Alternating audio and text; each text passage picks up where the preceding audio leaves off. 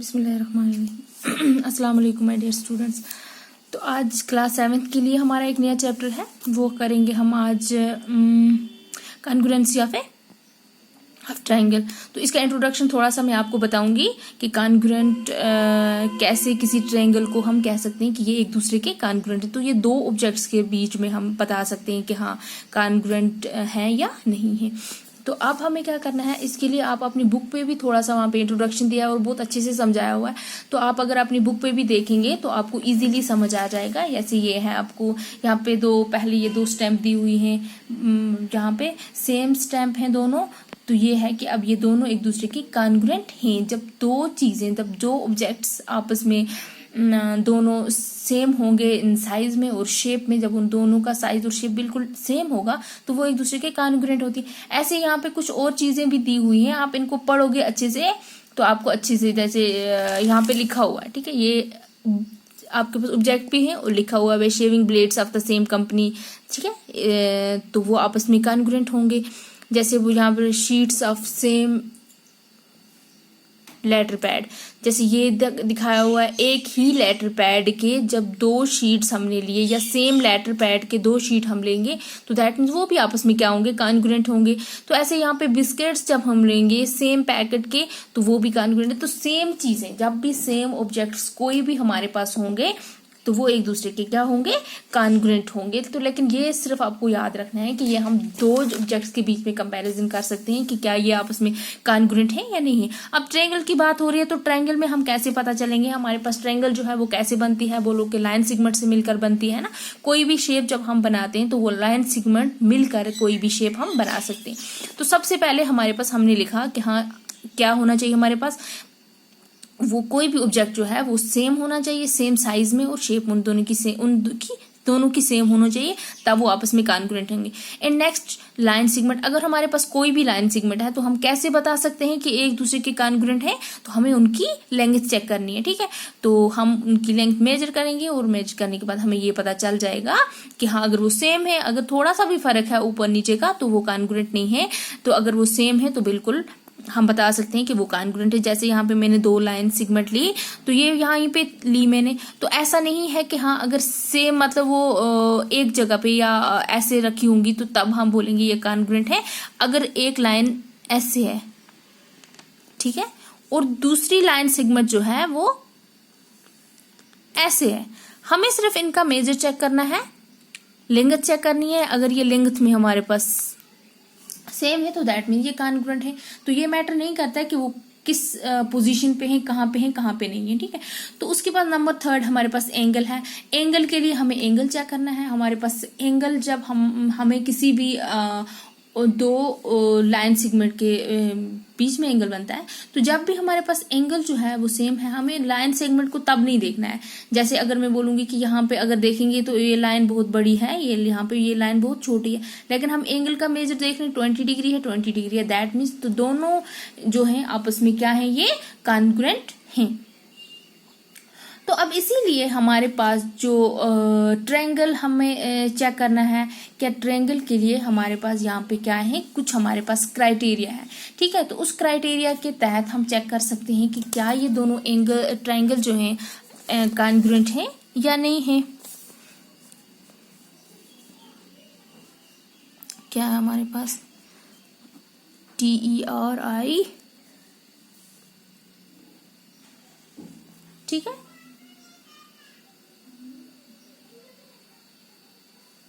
तो क्या हमारे पास क्राइटेरिया है, हम अपनी इस पे भी, आप अपनी बुक पे भी देख सकते हैं आगे, ठीक है। देखो कॉन्ग्रुएंस ऑफ एंगल, जब एंगल की बात आएगी तो आप देख सकते हो यहाँ पे हमारे पास यहाँ पे 40 है एंगल, यहाँ पे भी हमारा 40 है।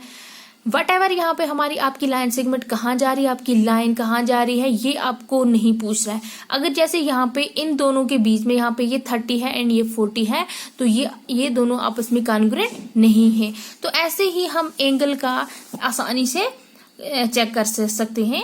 तो जैसे यहाँ पे है अब ट्रायंगल का, ठीक है, कॉन्ग्रुएंसी ऑफ ट्रायंगल। तो ट्रायंगल की कॉन्ग्रुएंसी हमें कैसे चेक करनी है, कैसे हम बता सकते हैं कि ये ट्रायंगल जो है ये एक दूसरे के सेम है या नहीं। जैसे 2 triangles are congruent if they are copied of each other, ठीक है, एक दूसरे की, कॉपीड मीन्स वो बिल्कुल एक दूसरे से मिलता जुलता होगा, and when superposed and they cover each other exactly, ठीक है। और अगर हम एक ट्रायंगल को उठा के दूसरी के ऊपर रखेंगे, अगर हम उनको ट्रेस करेंगे तो वो बिल्कुल एक को दूसरी जो है वो कवर कर लेनी चाहिए, ठीक है। तब हम बोलेंगे कि हाँ ये उसकी क्या है, कॉन्ग्रुएंट है। तो ऐसे ही आप अपने इसका क्या करेंगे, पढ़ेंगे इसमें आगे अपना ये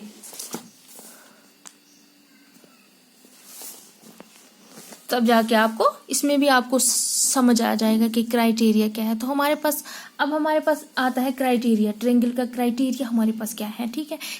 तो कैसे हम इनको ट्रायंगल को, क्योंकि ट्रायंगल में क्या होता है कि कभी कभी हमारे पास ज़रूरी नहीं है कि हमेशा हमारे पास कोई भी ट्रायंगल जो है वो हर लिहाज से क्या होगी, सेम होगी, उनके सेम साइज होगा, उनकी सेम साइड होंगे, एंगल होंगे। तो ऐसा नहीं हो सकता है, किसी में हमारे पास एंगल सेम होगा, किसी में हमारे पास साइड सेम हो, कभी दो साइड सेम हो सकते हैं, कभी एक सेम हो सकता है, ठीक है। तो अब हम इसके लिए क्राइटेरिया है हमारे पास सबसे पहले एस क्राइटेरिया, ठीक है। तो एस को हम इजीली समझ सकते हैं, यहाँ पे है साइड साइड साइड, ठीक है। तो साइड हम किसको कहते हैं, ट्रायंगल के साइड कौन से होते हैं। अगर आपके पास हमारे पास कोई भी शेप है लाइक दिस, ट्रायंगल होती है ना यही, एंड ठीक, तो ये हमारे साइड है, ये क्या है हमारे साइड। दैट मीन्स अगर ये 2 सेंटीमीटर है तो एग्जैक्टली ये भी 2 सेंटीमीटर होना चाहिए। अगर ये 3 है तो ये भी 3 होना चाहिए, ये 5 है तो ये भी 5 होना चाहिए। आई बात समझ में, हाँ। और इसके लिए एक चीज और याद रखनी है आपको, ऐसा नहीं है अगर हमारा यहाँ पे बेस है 4 सेंटीमीटर या 3 सेंटीमीटर, 4 सेंटीमीटर, अब हमें यही जरूरी नहीं है कि हमारा यहाँ पे भी बेस ही 4 सेंटीमीटर, हमें यहाँ पे कोई भी, अगर हमारा ये साइड 4 सेंटीमीटर है, ठीक है, तो तब भी ये बराबर होगा।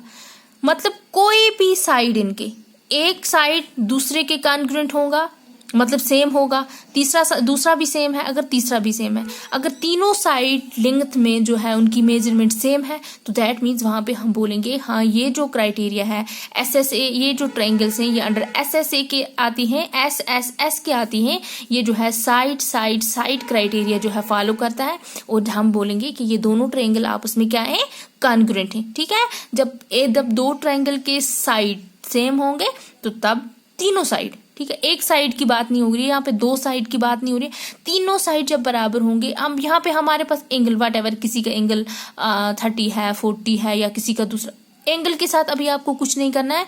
अगर आपके पास साइड, आप तीनों साइड बराबर आ रहे हैं तो आप कहोगे कि वो ट्रायंगल जो है वो आपस में कॉन्ग्रुएंट है। तो अब हमारे पास दूसरा क्राइटेरिया है, तो दूसरा हमारे पास क्या क्राइटेरिया है, दूसरा क्राइटेरिया हमारे पास है SAS, ठीक है। तो SAS को आप इजीली समझ सकते हैं, साइड एंगल साइड। आई बात समझ। अब इसमें दो साइड की बात थी और एंगल एक ही, ऐसे कोई भी दो शेप्स, हमारे पास दो ट्रायंगल हैं,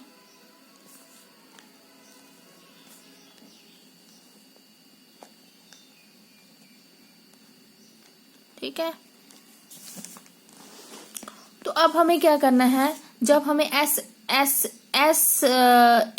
की बात हो रही है, साइड एंगल साइड की बात हो रही है, तो इसमें हमारे पास क्या होना चाहिए कि दो साइड हमारे पास इक्वल होने चाहिए, दो साइड हमारे पास इक्वल होने चाहिए, और उसमें एक एंगल जो है हमारा वो बराबर होना चाहिए। दो एंगल डिफरेंट होंगे तो हमें कुछ नहीं करना है। लेकिन एक बात सिर्फ इसमें आपको ये याद रखनी है कि इसमें जो है एंगल जो है, देखो एंगल कहाँ पे है इसमें, बोलो साइड साइड के बीच में है ना, ऐसा मत है SSA तो भी लिख सकते थे, लेकिन नहीं, ये ऐसा नहीं होगा, ये ऐसा है।